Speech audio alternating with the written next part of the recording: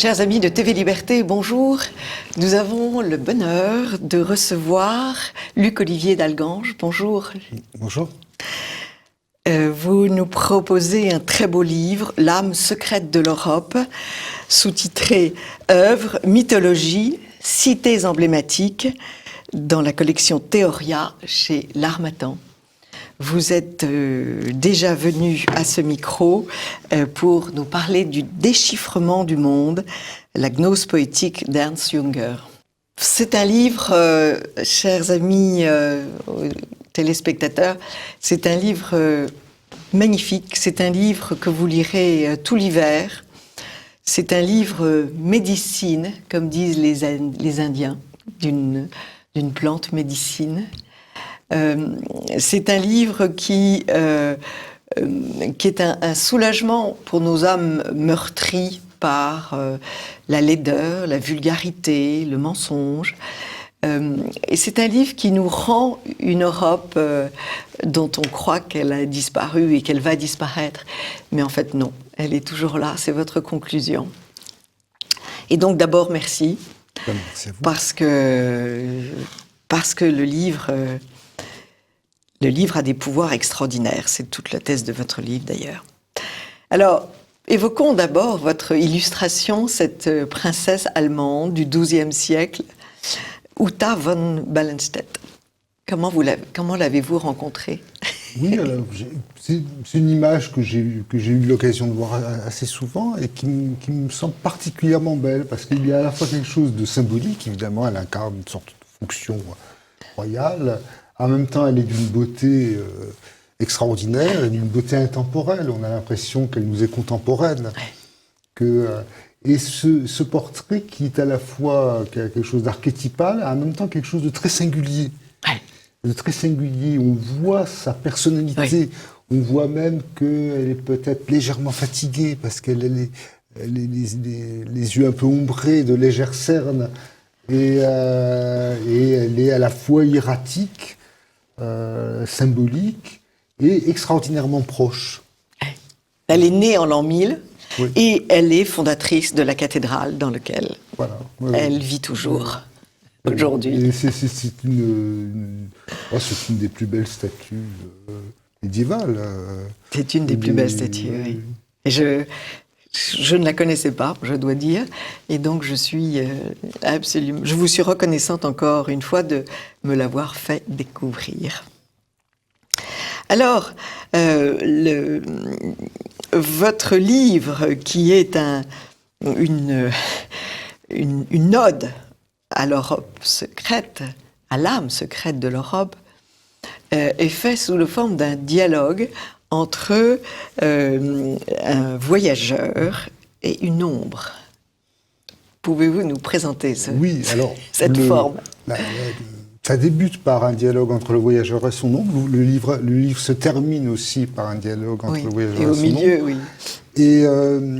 Et c'était au départ la première partie qui s'intitule L'ombre de Venise. Oui. C'était en hommage à Nietzsche, parce que Nietzsche avait pensé écrire un livre. Intitulé Aurore, l'ombre de Venise. Oui. Et ensuite, il a écrit aussi des dialogues du voyageur avec son ombre. Et au fond, c'est l'idée du livre. Enfin, l'idée du livre, c'est-à-dire que l'idée du livre, on la découvre au fur et à mesure qu'on l'écrit. Mais enfin, c'est l'idée de voyager aussi avec une ombre. C'est-à-dire que tout ne soit pas sous un éclairage cielitique, uniformisateur, sous les spots, sans ombre portée, qui est finalement l'éclairage de la modernité, une sorte d'éclairage au néon, d'éclairage artificiel, mais de sauvegarder aussi les ombres, y compris les ombres colorées, les ombres chromatiques, et aussi la part du secret, justement, la part du secret. Qui est aussi la filigrane de l'ouvrage. Alors, c'est aussi, je dirais, un chant à la littérature, puisque vous attribuez à l'écrivain, et vous en êtes une preuve, des pouvoirs extraordinaires. c'est donner la définition d'Abellio. L'œuvre littéraire est née de la triple et unique passion de l'éthique, de l'esthétique et du religieux. Ça élimine quand même pas mal d'œuvres contemporaines. Oui. Alors, c'est les œuvres avec lesquelles... les œuvres, justement... Avec lesquelles vous vivez. Qui ont été des viatiques pour moi, qui m'ont aidé à vivre. Et ce sont les œuvres qui traitent d'autre chose que des affaires personnelles. Finalement, la grande mode de la littérature contemporaine, c'est de raconter son affaire personnelle. C'est de mettre sa chose sur la commode. Je ne dirais pas le mot parce que j'essaye de me maîtriser. Mais c'est exactement ça. C'est exactement ça, avec des sortes de perspectives vaguement psychologiques et sociologiques. Alors que la grande littérature, elle est épique, elle est de l'ordre de la poésie, elle est de l'ordre de l'éthique, de l'esthétique et de la métaphysique. Non pas séparées, mais conjointes, en coalescence, dans une sorte d'épreuve, au fond. Et presque toutes les grandes œuvres correspondent plus ou moins à cette définition-là, même si elles sont devenues secrètes. Il y avait d'ailleurs le frère de Ernst Jünger, Friedrich Georg Jünger, qui avait fondé une collection qui s'appelait Die Unvergessenen, les inoubliés. Voilà, et il parlait de Trakl, de grands poètes allemands qui étaient inoubliés pour eux, mais qui étaient quand même un peu oubliés. Donc, proclamons inoubliés les poètes avec lesquels nous avons eu une sorte de parcours amical dans l'existence et qui nous ont aidés à vivre. Vous dites aussi « Rien ne m'importe que le péril du vrai et le vertige du bien ». Oui, je pense que c'est que les idées, le vrai, le bien et le beau, ont tendance à être trop... on en fait un usage trop abstrait. C'est-à-dire que elles doivent être... incarnées. Elles doivent être incarnées, elles doivent être une mise à l'épreuve. Évidemment qu'on ne détient jamais le vrai, le beau et le bien. Et c'est d'ailleurs la pire illusion, c'est de croire détenir le bien, par exemple. Donc on voit une sorte de morale autonome. Ce qui crée le fanatisme. Outrecuidante, qu'on voit actuellement répandue. Enfin, c'est même pas la peine de... Si, c'est la peine. On la voit, voilà, elle lynche notre statuaire. Nos statues abîmées. Cette députée, je crois, qui s'étonne parce qu'on a viré une professeure qui n'avait rien de catholique de l'université catholique, mais qui ne s'étonne pas quand une autre philosophe a été interdite dans une faculté. Parce que l'une est du côté du bien et l'autre est du côté du mal. Voilà. Or, la liberté, elle est pour tout le monde. Voilà. Et quiconque croit incarner le bien pêche contre l'esprit. Enfin, il s'autorise toutes les vilainies parce qu'il incarne le bien. Donc le bien doit être mis à l'épreuve, ainsi que le beau et le vrai, et ne pas être l'objet d'une détention, enfin littéralement emprisonné. Voilà. Et en plus, c'est la morale qui devient autonome, en quelque sorte, comme lorsque la raison devient autonome, elle devient pure folie. Elle devient folle. Voilà, le fou, c'est celui qui a tout perdu sauf la raison, comme disait Chesterton. Et la morale autonome devient une manifestation pure du ressentiment. C'est ce que Nietzsche avait admirablement montré, d'ailleurs, que la morale détachée du vrai et du beau devient un mouvement de ressentiment, et de ressentiment qui va pousser jusqu'au ressentiment contre soi-même, c'est-à-dire jusqu'au reniement de ce qu'on a été, de ce que furent ceux qui nous précédèrent, et une sorte de gigantesque apostasie et de volonté de table rase que nous voyons à l'œuvre, et qui, évidemment, s'autorise tous les moyens pour justifier sa fin. Or, une morale pour laquelle la fin justifie les moyens est quand même dangereuse et une contradiction en soi. Alors, rien ne pèse ni ne pose dans ce livre vous définissez vous-même comme un dandy. C'est très. On dit de vous que vous êtes un dandy. Vous êtes et bon, vous avez des frères de poids tout de même, puisque ces frères sont Baudelaire, Barbey d'Aurevilly, Oscar Wilde. C'est pas n'importe qui. Oui. Alors, je me définirais pas comme un... Non, mais on dit de vous aussi que vous êtes... Oui.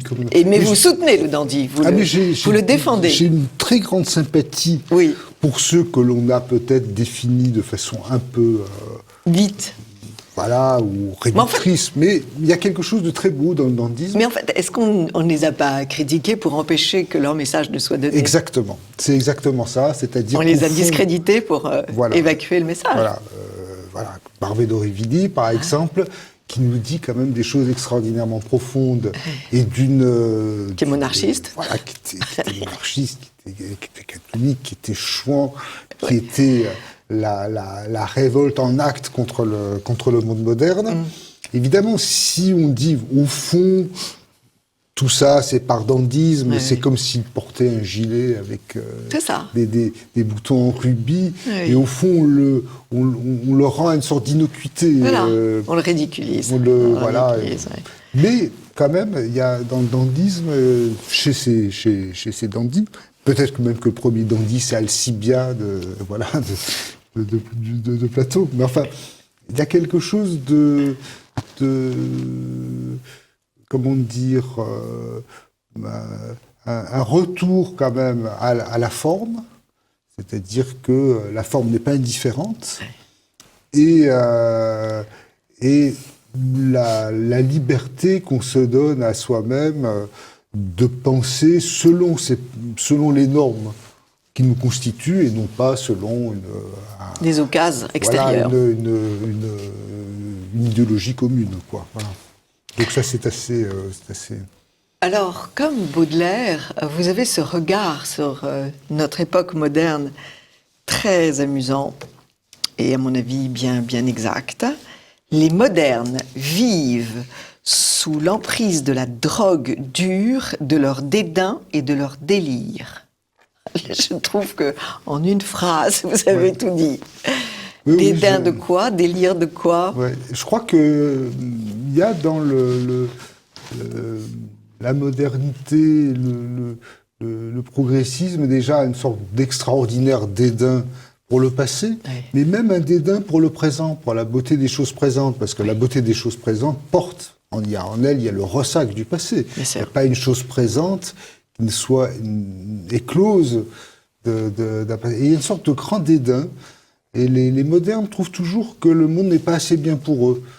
Qu'on va changer tout ça. La nature n'est pas assez bien pour eux, les cités ne sont pas assez bien pour eux, les œuvres ne sont pas assez bien pour eux. Enfin, voilà. Et c'est pour ça d'ailleurs qu'ils vivent avec des écouteurs et devant des écrans, parce que le monde n'est pas assez bien pour eux. Il y a un grand dédain. Et qui est quand même quelque chose une arrogance et une façon d'outrecuider. On est toujours dans le monde moderne, et on n'est toujours pas loin de l'outrance, on n'est pas loin de quelque chose de discordant, de lancinant et de discordant. Enfin, la mesure étant une notion grecque et le monde grec étant très très éloigné pour eux. Vous le dites d'ailleurs, on est dans l'hubris. Exactement. Sans arrêt. Et le dédire aussi, voilà, c'est le dédire, on se dédie. On se dédie de... Et le délire aussi, le délire. Le délire et le dédire, enfin les deux, le fait de se dédire de quelque chose et au fond de défaire le dire, enfin le logos, le verbe, et au fond toute la grande part de l'entreprise intellectuelle moderne est la volonté de déconstruire le verbe, de déconstruire le logos et de déconstruire la logique elle-même. Et c'est une atteinte au logos. Il y avait un très beau mot de George Steiner quand il parlait des écrivains, il disait que c'était des logocrates. Et au fond, pourquoi ne pas être logocrate, qui finalement aussi presque une forme d'humilité, parce que si on n'est que logocrate, on ne prétend pas à une domination. Alors, qu'est-ce qu'un logocrate? Vous employez des mots, cher Luc Olivier d'Algange, qui nécessitent un dictionnaire. Heureusement, Parfois, oui. j'ai mon téléphone à côté de moi, donc je peux taper les mots que je ne connais pas. Et il y en avait beaucoup. Alors, définissez le logocrate, s'il vous plaît. Alors, c'est un néologisme, hein, qui a été fondé par Georges Steiner, Oui. qui avait fait un très beau dialogue d'ailleurs avec Pierre Boutang à propos de la traduction. Oui. Et il dit que, mais c'est une appellation presque péjorative, mais que lui relève en une appellation revendiquée, en quelque sorte, comme les impressionnistes, on les avait traités d'impressionnistes. Et le logocrate, c'est celui qui tient le pouvoir par le logos, ou qui croit au pouvoir du logos et du verbe, c'est-à-dire d'une clé de voûte, en quelque sorte, du monde, d'une gradation entre l'intelligible et le sensible, et le logos, d'ailleurs, enfin le verbe, au sens grec, n'est jamais séparé du mythe. C'est-à-dire le logos et le mythe vont ensemble, c'est-à-dire qu'ils sont distincts, mais ils cheminent comme des frères, comme des dioscures, ils cheminent dans la même direction. C'est un des aspects très jolis du livre, c'est l'explication des mythes que vous donnez et qui sont tout à fait étonnants. Les 9 muses, voilà, la création des 9 muses. J'aime beaucoup Pallas Athénée. La mythologie, et qui me paraît pas non plus un objet, comment dire, d'études strictement universitaires ou une chose appartenant. Non, c'est une aide dans la vie de tous les jours. C'est une aide dans la vie de tous les jours, c'est-à-dire que les muses, voilà, elles nous donnent des ordres. Voilà, elles nous trahissent ou nous essayons de les séduire. Enfin, bon, c'est quelque chose de tout à fait vivant. Et les dieux d'eux-mêmes, les dieux sont des vérités à la fois intérieures et extérieures. Donc ça appartient, ils sont perpétuellement contemporains. Et Mnémosyne, donc, qui est mère de ces 9 muses, puisque ces 9 muses naissent de son union avec Zeus, Mnémosyne, c'est la mémoire. C'est la mémoire. Oui, c'est la mémoire. D'ailleurs, donc éradiquer Mnémosyne, c'est assez mortel. C'est se livrer à la source du lété. D'ailleurs, dans les cérémonies funèbres grecques, ils écrivaient une sorte de prière ou d'oraison pour passer de l'autre côté. Et la prière, c'était orientez-moi vers la source de Mnémosyne, écartez-moi de la source du lété. Et au fond, on peut demeurer tout à fait fidèle à cette inscription qui est écrite sur des feuilles d'or, à Pharsale, ou enfin dans l'Antiquité grecque. On peut rester tout à fait fidèle à ça. Le souvenir, donc la réminiscence. D'ailleurs, il y a une définition il y a un écrivain qui parle de cette nécessité d'écrire en fonction de la mémoire. Bon, il y a Proust. Oui. Bien sûr, oui, la recherche du... Alors, Proust, d'ailleurs, qui est presque... il y a quelque chose de platonicien chez Proust, effectivement, parce que sa réminiscence n'est pas seulement la réminiscence de sa propre vie personnelle, ou de la vie personnelle du narrateur, mais c'est une expérience en soi. C'est-à-dire que lui vient une sorte de sagesse, une sorte de sapience. C'est-à-dire que par la réminiscence, les choses dont il se souvient sont mieux connues par lui que lorsqu'il était en leur présence.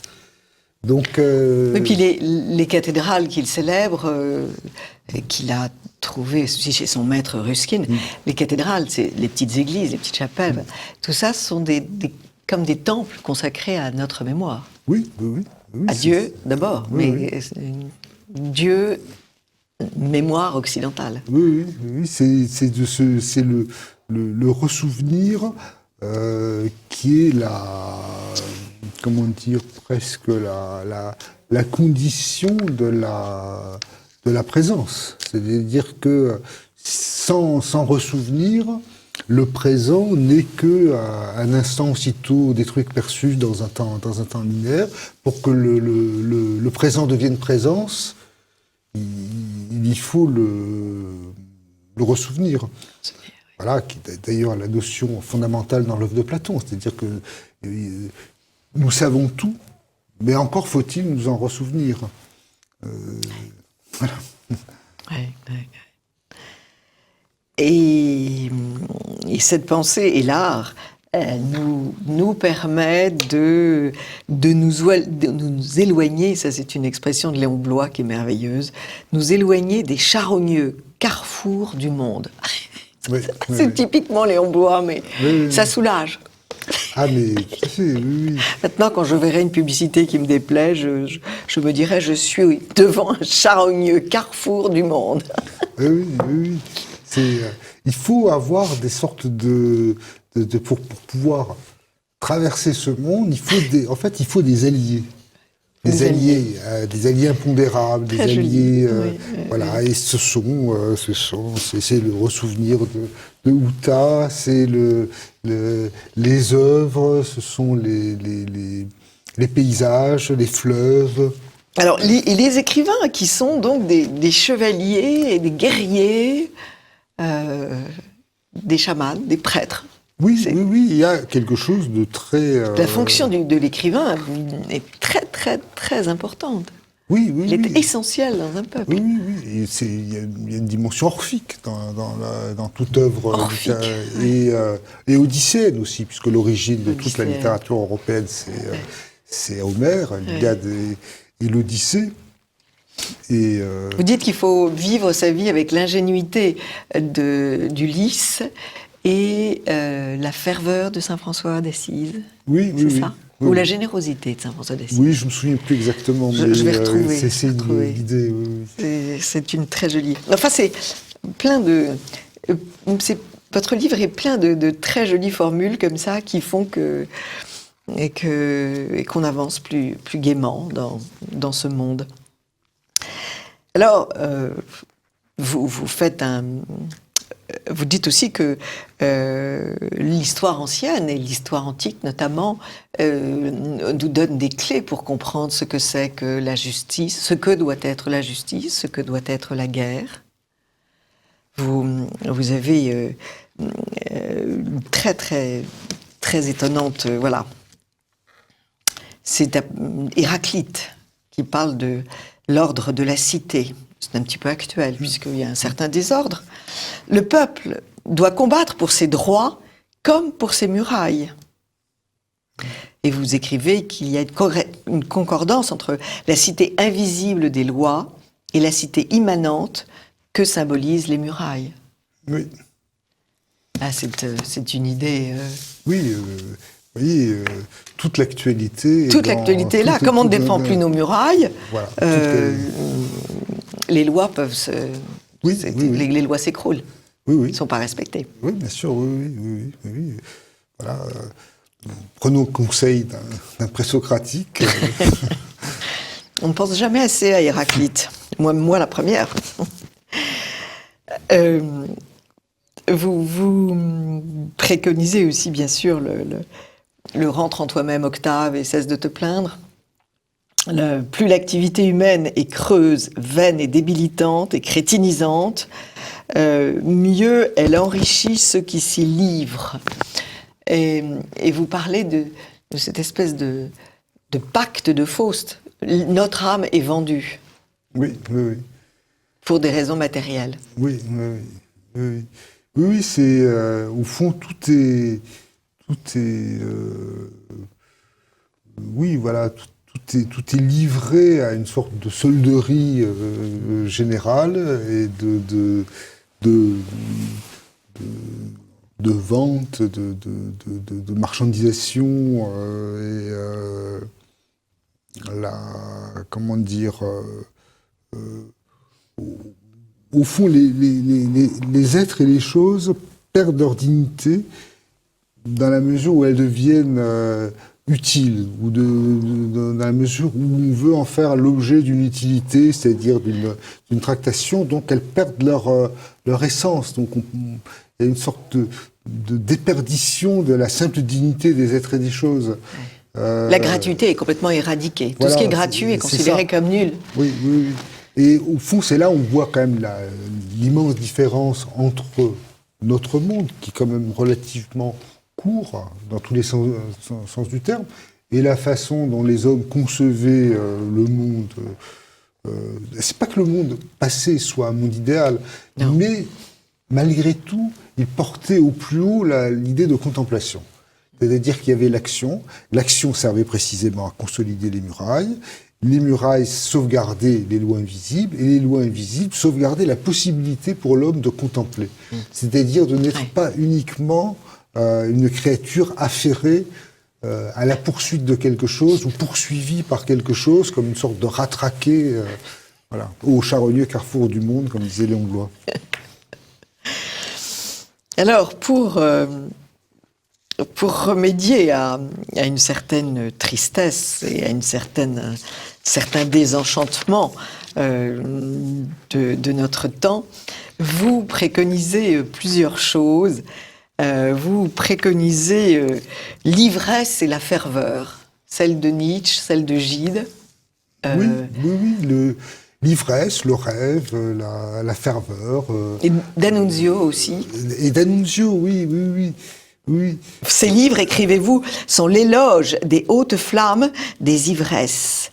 Ils s'enivrent de désir, de vitesse, de musique et de courage, car l'ivresse est la seule arme dont nous disposons contre le nihilisme. Oui, au fond, oui. Le nihilisme, c'est une sorte de... Ça serait une sorte de gueule de bois, en quelque sorte, finalement. C'est ça, oui. Mais c'est ça. C'est tout à fait ça. C'est une auto-accusation, c'est un esprit suicidaire, c'est un... Oui. Et au fond, l'ivresse, oui, c'est toute la part, disons... dionysiaque, c'est Dionysos, c'est celui qui fait danser la terre. Mais le rêve et l'ivresse sont aussi des moyens de connaissance. Voilà, c'est justement Jünger, pour Ernst Jünger, dont j'avais parlé dans le précédent ouvrage, les principaux moyens de connaissance du monde, de lui-même, c'était le rêve et l'ivresse. C'est-à-dire qu'il attendait du rêve des configurations qui lui permettent de déchiffrer le réel, et de l'ivresse, qui n'est pas forcément une ivresse alcoolique ou autre, mais enfin... Non, un état d'esprit. Voilà, de l'ivresse... De se laisser enchanter. Voilà, l'allant aussi d'aller vers... L'appétit. Voilà, d'aller vers le monde, de le comprendre. Et tout ça, effectivement, ça s'oppose toujours, effectivement, à une activité strictement planifiée, strictement utilitaire, à la pensée... Qui rapporte. Voilà, à ce que Heidegger appelait la pensée calculante. Donc, voilà, On est en plein calcul, là. Voilà. Vous m'avez fait penser, bien évidemment, à la conclusion des Nourritures terrestres. Nathanaël, je t'enseignerai la ferveur. Oui, la ferveur... Et Céline, il faut danser sa vie. Oui, voilà. Henri Gaudon, oui. J'ai été très étonnée, parce que quand vous avez évoqué cette idée de l'ivresse et de la ferveur, tout de suite, j'ai eu des réminiscences de ces écrivains qui prêchaient la même chose, conseillaient le même comportement. Oui, la féerie, comme disait la féerie, bien sûr. Céline, le fait de retrouver la danse aussi, il y a quelque chose effectivement, c'est-à-dire, il y a une très belle phrase de Malcolm de Chazal qui disait qu'au fond, toute la nature se résume à des gestes de danse. Au fond, les feuilles, quand elles éclosent, dansent, les arbres dansent dans le vent, c'est très vrai. Et au fond, retrouver cette structure fondamentale en mouvement de la danse à travers tout, et la danse des mots, la poésie c'est une danse des vocables, la prosodie c'est une danse, et la pensée aussi, dans le meilleur des cas, lorsqu'elle n'est pas trop académique, et dansante aussi. Bien évidemment. Alors, un autre remède que j'aime beaucoup, que je reconnais très nécessaire pour un écrivain, c'est la puissance de contrecarrer le mouvement ambiant vers la médiocrité du troupeau. Ça, c'est... Oui. Un écrivain est forcément quelqu'un qui va s'inscrire en désaccord. Oui, alors, pas chanter son temps. Oui. Mais il est dans une situation quand même paradoxale. C'est-à-dire que d'une part, il va refuser quelque chose de ce qui est commun, voilà, à son époque. Et en même temps, donc, ça va être une position de retrait, et en même temps, il participe du bien commun par excellence, qui est la langue.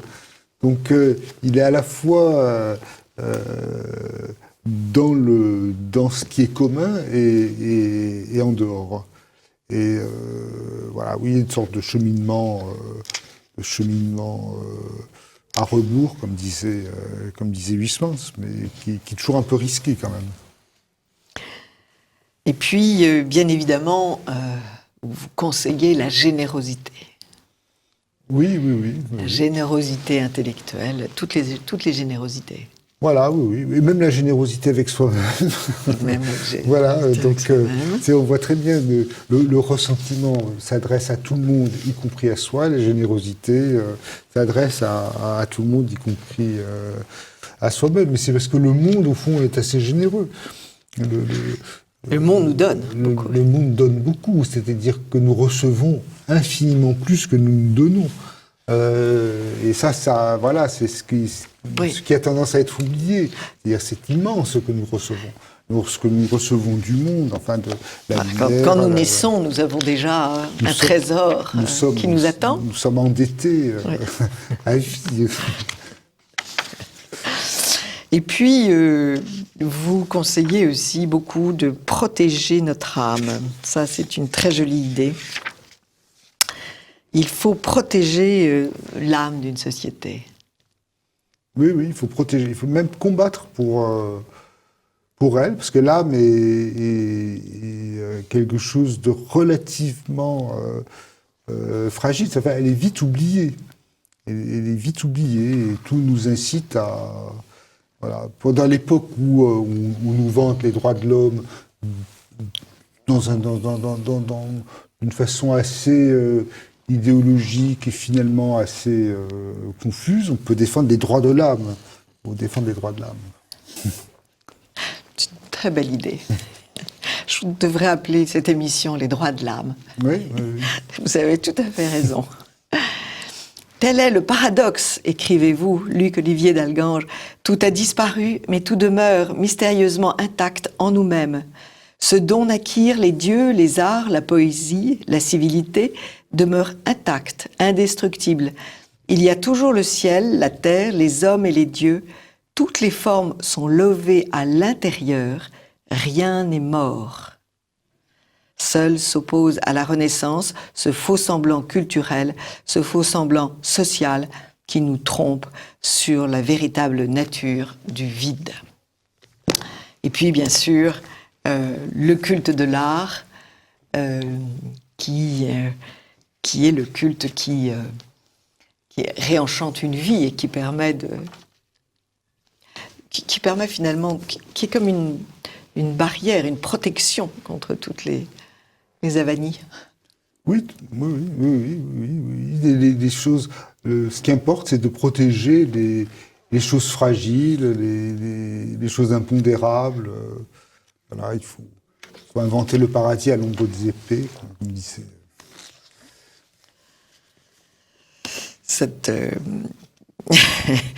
Alors ça, c'est une citation que vous faites très, très amusante de Léon Bloy.